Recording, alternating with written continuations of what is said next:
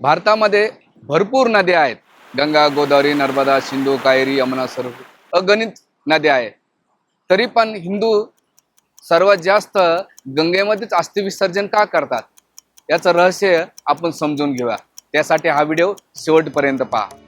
आपल्या श्रीमद भागवतामध्ये वर्णन करण्यात आलेले आहे की राजा भगीरथाने आपले पूर्वज जे सगर महाराजांचे 60,000 पुत्र होते त्यांचा उद्धार करण्यासाठी तपस्या केली आणि तपस्या केल्यानंतर गंगा मायाला पृथ्वी तलावर नाही का अवतरित केलं.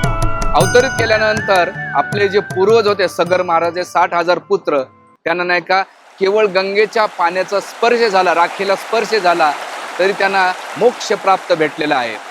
म्हणून शास्त्रामध्ये असं म्हटलेलं आहे केवळ गंगेच्या पाण्याचा स्पर्श झाल्यानंतर मोक्ष प्राप्त होतो.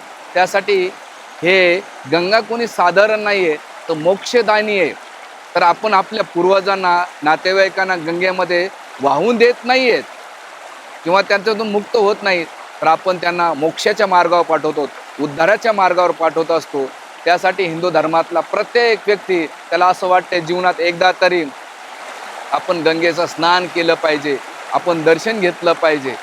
ॲटलिस्ट आपण जीवनभर ते करू शकलो नाही तर मृत्यूच्या नंतर आपल्या अस्थी नाही का गंगेमध्ये स्पर्श झाले पाहिजे. ते गंगा ही काय आहे, मोक्षदायिनी आहे. आपल्याला नाही का स्वर्गाची प्राप्ती करून देते.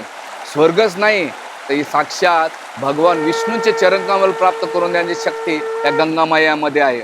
म्हणून हिंदू धर्मामध्ये प्रत्येक व्यक्ती गंगेमध्ये अस्थि विसर्जन करतो. याचं रहस्य ह्या शास्त्रामध्ये वर्णन केलेले. हर हर गंगे.